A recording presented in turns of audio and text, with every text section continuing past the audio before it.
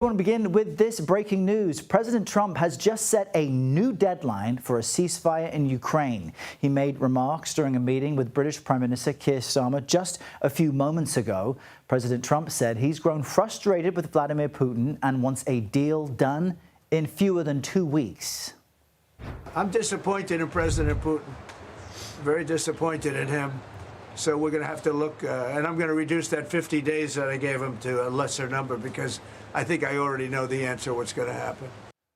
CBS News White House reporter Aaron Navarro is in Edinburgh, Scotland with more on this. Aaron, great to see you. The president in the past few moments clarifying what he meant by narrowing that 50-day deadline for Russia, and he's put more doubt on Russia's desire to reach a peace deal. What are the specifics we're learning?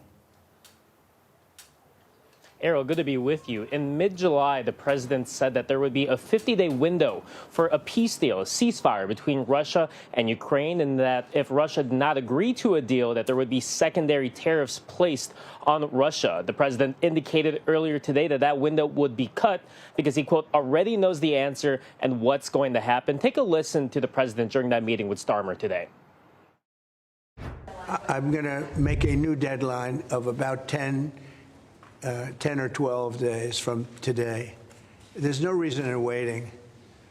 There's no reason in waiting. It's 50 days. I want to be generous, but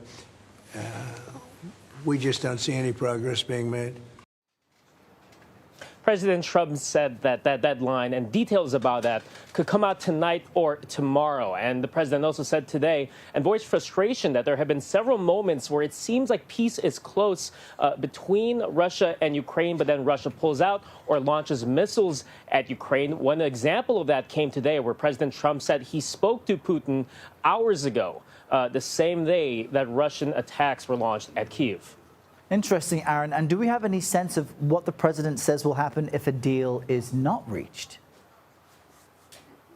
Yeah, the president has said that there would be secondary sanctions placed on Russia, which would impact countries or businesses that do business with Russia, that buy their goods. Trump has said before that this tariff would be set at a 100% level, which is substantial, but is still less than the 500% that is in that bipartisan bill in Congress. And this could really impact those countries who buy oil and petroleum from Gaza, including India, Germany, and China, which is still a big country that the president is looking to finalize a trade deal with.